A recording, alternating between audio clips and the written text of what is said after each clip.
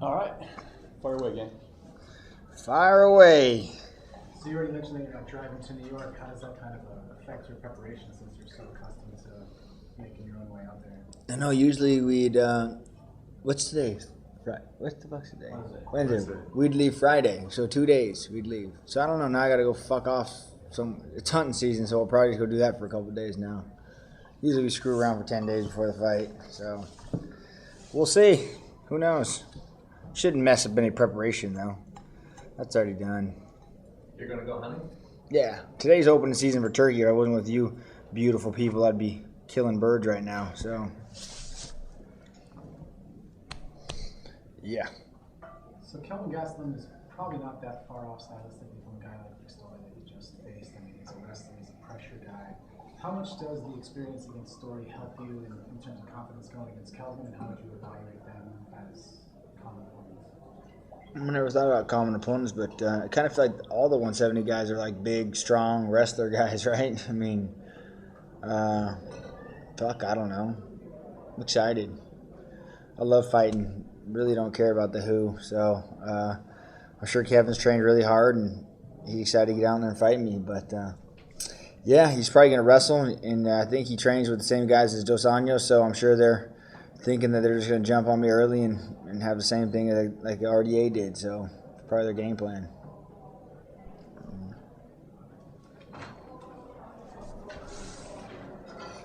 I think it was only like 3 years ago you were maybe hinting at dropping down to 145. I think it was around the time you fought Evan Dunham.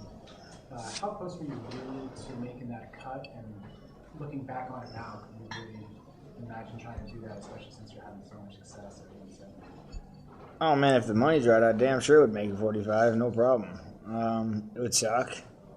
But here I am today. I think this morning I was 176, 177 pounds, eating whatever I want. So it's nice to it's nice to fight up and heavy, right? For sure. Yeah, I don't know. I'm trying to fight on December 30th now too. So finding an opponent short notice will be tricky. So maybe I'll go up to 185 and see if we can find somebody. We'll see. I don't fucking know. You're already talking to the UFC about the New Year's show? Yeah, sure. Why not? Of course. What does Dana say about that? He says I'm crazy. Get through this one first, then we'll talk, kid.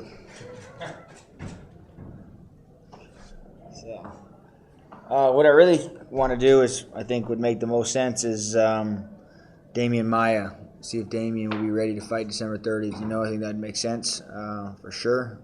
He's up there kicking ass, so that's who I want to fight.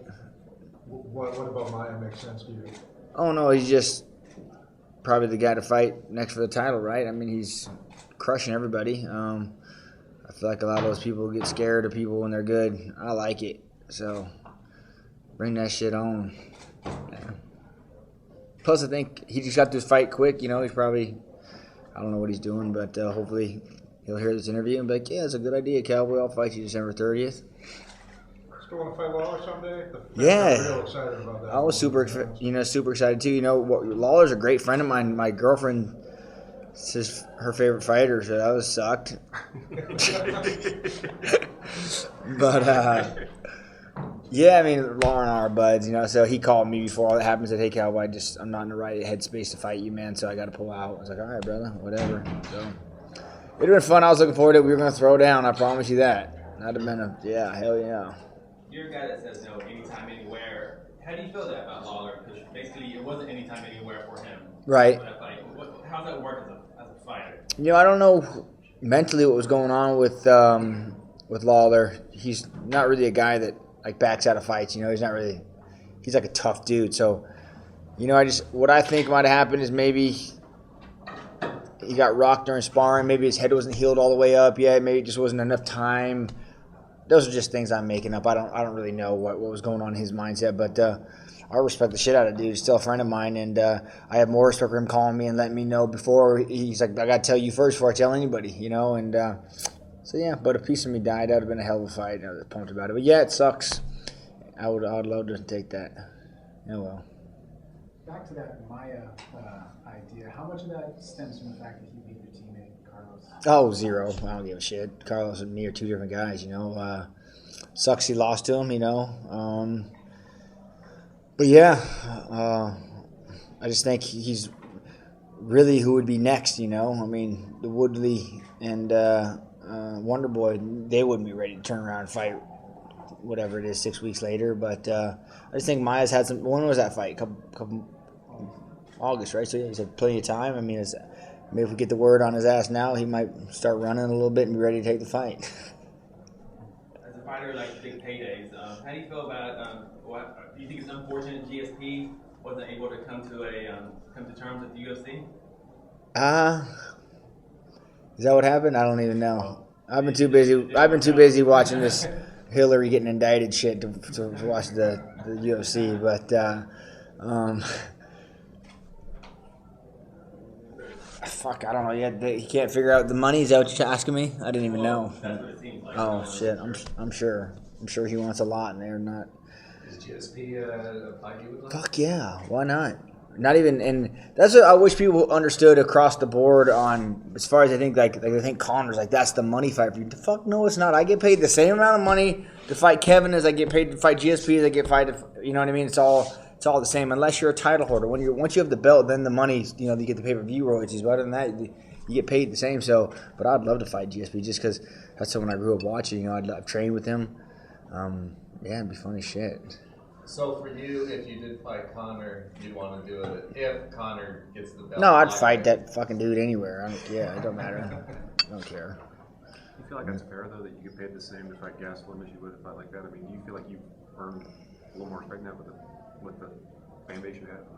Yeah, man, I just redid my contract, and I'm in a good spot right now. I'm happy with it. Probably not nearly as happy as I'd be making Conor's money. Absolutely not. But I'm happy, man. I just want to keep fighting. It's a fine line. I'm a guy that likes to fight, 5-6 times a year. So if I ask for too much money, they're gonna be like, "Well, we pay you too much. We can't let you jump in a fight on 4 weeks' notice. We have to promote it with the money So with the money that I'm at, I think I can still grab those short notice fights and keep rocking. I love them, man. Those are my favorite ones. There's no time to think about it. You just get it and go. So yeah. How do you feel about Conor getting the title shot at 155? A lot of people about that. We deserved it more. 21st deserved it more. Maybe even a guy like you. You've done a lot at 155 as well. What do you think about him getting the shot there? He sells tickets, man. At the end of the game, that's what it's all about, right? Some bitch sells tickets. So putting him against Eddie in New York, man, it's a big draw, big moneymaker. I see from the fighter side, it sucks, but from the UFC side, I see why they're doing it, man. The dude brings, New York's a giant, a draw for Conor in the Irish community in New York, so why not? Yeah, shit, dude puts asses in seats, man. I'll give it to him. He does. He's great at it. So, hey, fucking bring it on. Yeah. I don't know. If I was Eddie, I would go in there, touch gloves, shoot a takedown, and fucking try and exploit his ground game. But Conor does a real good job of talking and getting people so upset and frustrated that they just want to stand and take his fucking head off, So it depends how Eddie approaches it. I don't know. I would touch gloves, shoot right in, take him down, submit his ass. That would be my game plan. Who would you put your money on? Conor or Eddie? I'm going with Eddie because hopefully then I can fucking go fight his ass. So we'll see. Does the idea of a belt mean more to you than it used to? You talked so long about No, the fucking belt. It still means I just care? want to fight, man. I love fighting. Being the overall champion made at the end of my legacy would be cool to say, I fucking did it. Someday I'll just win by default, I think. Just who knows? What do you think will win in a third fight between Nate and Conor? I keep betting against the guy, and he keeps proving me wrong. So I don't know. He did real good. He tired. His gas tank was good in that last fight. I don't know. I'm not good at calling fights, man. So I'm gonna let that one just be what it is. I don't know. Terrible. How far do you think you're from welterweight title shot? I know you said you wanted to go back to 155 and maybe fight Alvarez. You already beat him, but you're not that far off from 170, right? No, that's what I think. The Damian Maia fight, if that happens, I'd be the next step in line towards the title fight for sure. So kind of why I'm interested in the fight. Who knows? Yeah. behind the scene, how has your business relationship changed with the UFC, the new owners? Like, do you talk? Is Dana the person you talk to? Is it now the new owners? Am I speaking? I'm speaking to Ari's right hand man. If that's what you're asking. Yeah, I talked to them. I talked to Dana too. Dana and I are, I'd like to say, are friends. I don't know how much of that friend is because I make Dana money. Well, I guess we'll see one day when I'm old. Is Dana your friend? Yeah, I mean, I don't know if I'd invite him to my birthday party, but yeah, I mean, we call, we talk, we bullshit. So for sure, especially when his Patriots are getting their asses whipped, I call him. Even before the buyout, you were actually in LA, I think, around UFCNYC. You were filming It's Always Sunny. Right. Since the buyout, have you noticed have you been receiving more interest from entertainment companies in Hollywood with this? I'm doing this movie right now, but that had nothing to do with other than dumb luck. Me sitting next to the guy producing the show, so on an air flight. But no, I haven't seen any extended interest. I don't know. It'd be cool. Why not? I think a lot of us would like to be actors. It'd be fun. Except for I can't really act. I think stuntman, blowing shit up, flipping cars, more my speed. So we'll see. You're a guy that's really established your brand, and there's not a lot of fighters that have done that. How would you really recommend advice that you give to your peers as they need to distinguish themselves more and more? It's tough, man. It's really, really tough, especially with so many fighters, so many young kids coming up in the sport. You kind of just gotta find your niche and find your brand, right, and then just kind of stick with it. I don't know what good advice. I really don't have any good advice at all, and that's the problem with all these pictures and posts and stupid things I say out of my mouth. People always get so upset with me, and I'm like, look, man, I'm just a fucking hillbilly that's good at fighting, and you all like follow me, and I'm voting for Trump, and then all of a sudden I have all these people with their political views against me, and like, hey, man, that's just what I believe in. I'm in fucking gun-toting cowboy, and born and raised Republican, and now I say one thing and people are so against me on the other. It's crazy what like being good in the UFC does as far as like you said, what advice do I have for even like role models or up and coming fighters? Like, fuck, I don't have anything. I don't have any good advice, man, to be honest with you. Just it's a long way to the top if you want to rock and roll. I know that. It's not even about getting to the UFC, it's fucking staying there, because I see guys that work their asses off to get there, then they like get lazy, and then they just like get cut, and then that was like their dream, like 2 fights in UFC and they're happy. Fuck, y'all don't want to like make money? Like, what the fuck's wrong with you guys? So I don't know. You mentioned Trump. You just shared a picture recently where you're with Yeah. him. Can you talk about that and how that all came about? And what? No, I mean, I was out hunting, and Tim Kennedy called me and said, hey, the Secret Service and Donald Trump want to meet us. We need to clear you on a background check. I said, oh, fuck, all right. So I sent him all this stuff, and they said, all right, you're kind of good, but I vouch for you. And I said, all right, fuck yeah. Does that mean you get on airplanes quicker now? No, I'm TSA pre-check, though. Yeah, I got that already taken care of. But no, so we went down to the rally, and we got there and got a bullshit with them and talk with them, and yeah, it was cool. It was cool. What was it like backstage? Having that kind of access. That was crazy. It was wild. It was fun. It was cool just talking to Trump, He was talking about the UFC, and he sat down with Lorenzo and Frank, and I'm sure they made a nice little donation to his rally. But yeah, it was cool. It was cool to talk to him, hearing his views and his points, and he's not just like a racist bigot, like other people think. Like, oh, he wants to build a wall and scam the Mexicans out of here. Like, no, he doesn't. Like, just listen. Like, I understand that's what your aunt's telling you when she's drinking wine on Saturday night, but that's not really what's happening, And when you have to look, I mean, just talking politics is crazy. But when we have two options, we got to go. Do we go with the indicted girl who's full of shit, or do we go for the wild Conor McGregor, Trump? So it's kind of like who do we go with? But I don't know. Fuck, who knows? Politics. Have you voted yet? Yeah, I voted. Absolutely. And that's another thing that pisses me off the most. Like, you can't have a voice if you don't vote and you don't make a you can't just sit on the sidelines and fucking give your opinion and talk shit, and not be active in your community. Like, if you really think that Hillary is the way to go, or if you think Trump is the way to go, or if you're a liberal, be heard. Go vote. Vote for your congressmen and for your senators, and vote to legalize marijuana, or don't. But don't just fucking sit at home like, oh, you fucking smoke pot, that's fucking wrong, or oh, Trump wants to build a wall, it's so stupid. So, if for all those people out there listening, go vote. Our generation is who we need the most. I bet you, how many 18-year-olds you think are voting? Probably fucking 10,000, maybe, across the world. And I just think across the U.S. the world.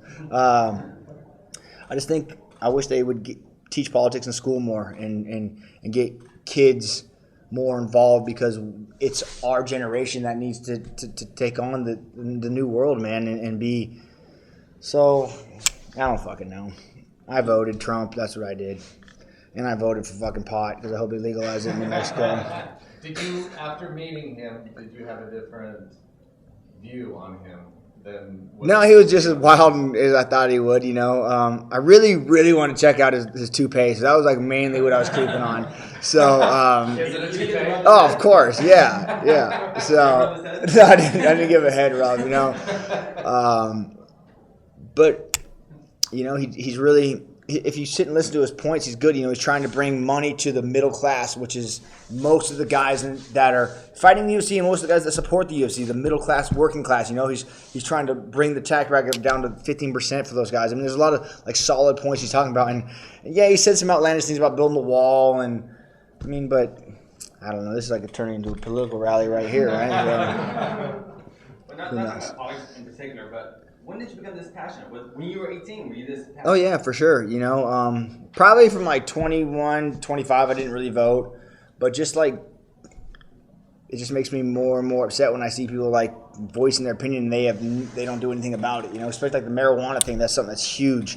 From Colorado, we're now legalized marijuana. New Mexico is on the ballot getting it done. And it's you have all these people that want to talk shit and not be a part of it, but then they don't have any active in their community at all. They just want to sit back on their couch and bitch. But you're not even a registered voter. What the fuck are you talking about?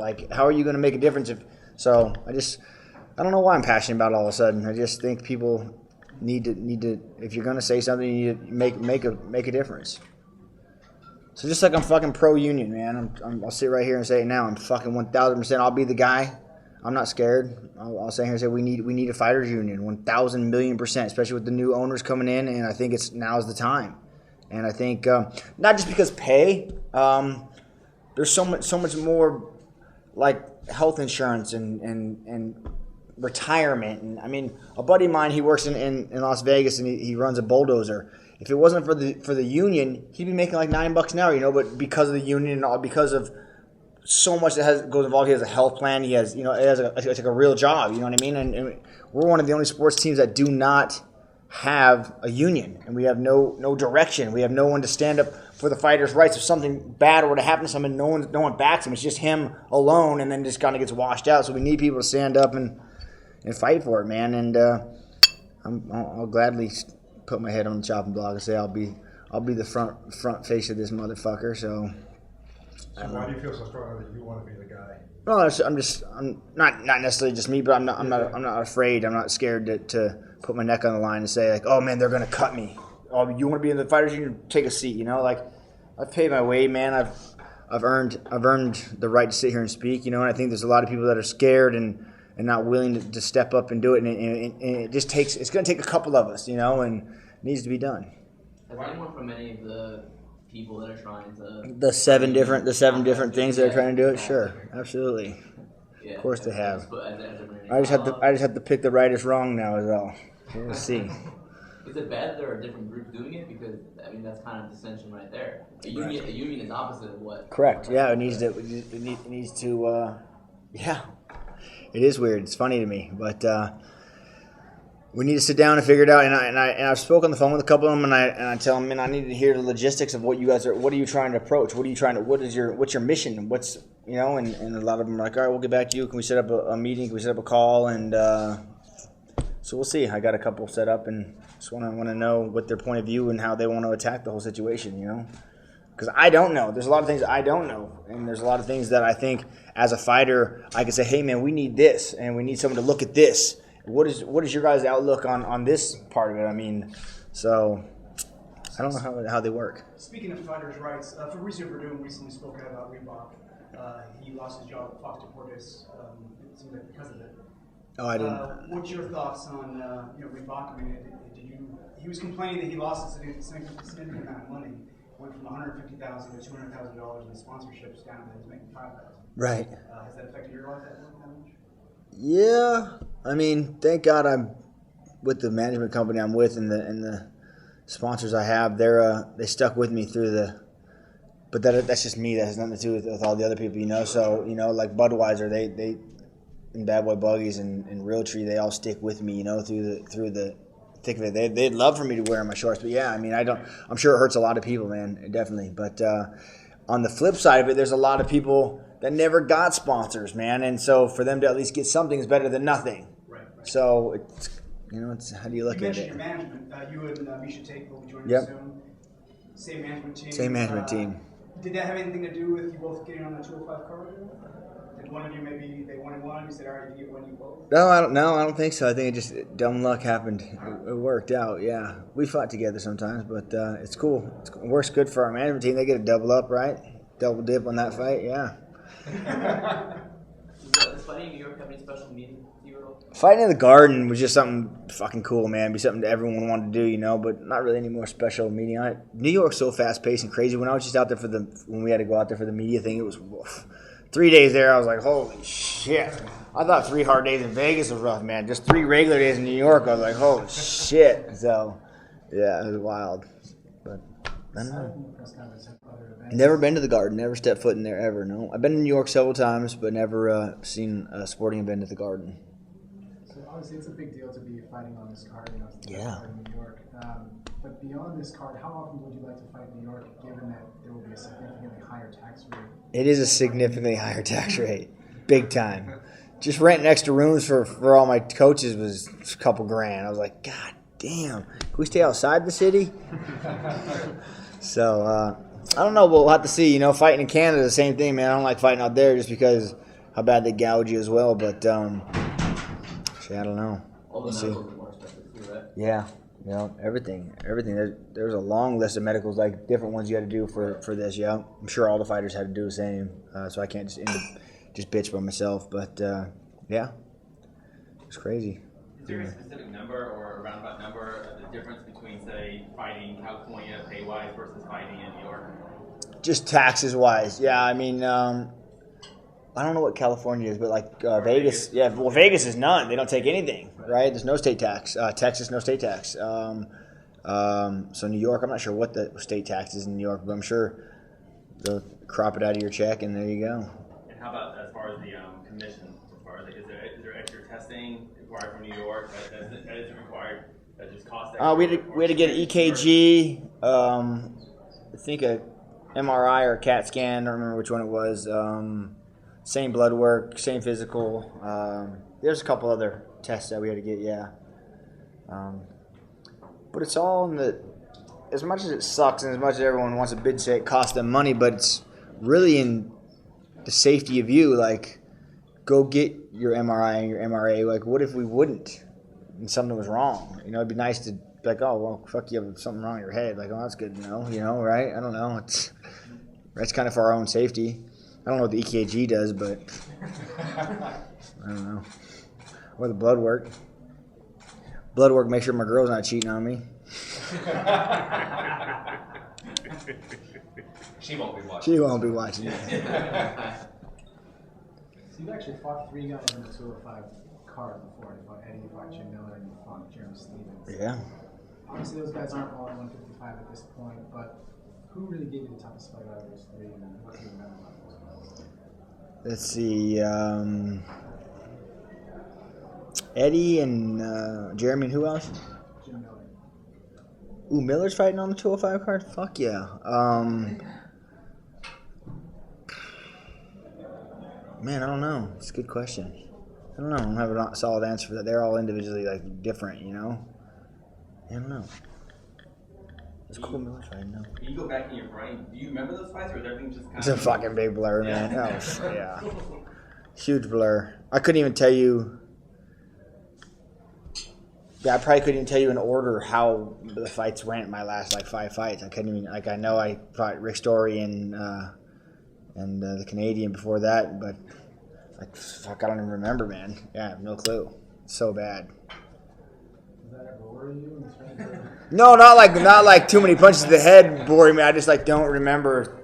Like I remember the names of the guys I fought, but I just don't remember like the sequential order or the dates that I fought them on. It's crazy. It's like I don't know how the other fighters work, but like in my brain right now, November 12th is like the only day that makes any difference. And once that's gone, it's like fuck, it's out of there, it's gone, you know. And then it doesn't ever come back in. But it's weird. I don't know.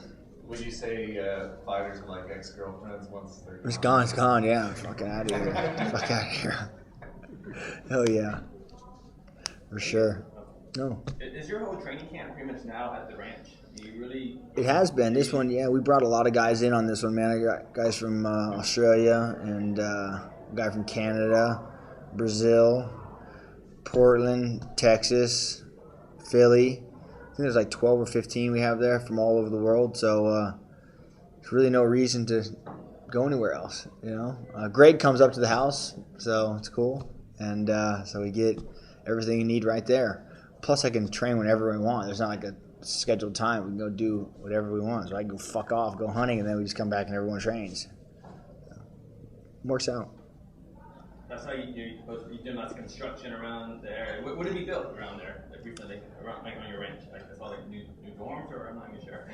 Yeah, we're building a Doomsday bunker. Me and Kennedy. When Hillary gets elected. Yeah, and they try and they fucking take my guns. God, what an uproar that would be. Oh. Who gets the top bunk bed in that? Oh, I don't. Tim's just helping me build it. But I would definitely, if shit was going down. Well, my plan is really, if like a Doomsday event did happen, I would just take over a Walmart. I'd get like 4 or 5 of my guys. We'd close down a Walmart and I would just take it over. So I think you could probably survive there. You could camp right there in Walmart. You know, video games, generators, propane, food. You just eat all the perishable items quick, but it'd be all right. That's the most American way to celebrate Doomsday. Yeah, just be at Walmart. Be at Walmart. Yeah, we're going to take a quick break and eat. Make sure we'll be here in just a few minutes and we'll pick it up when she gets here. Oh.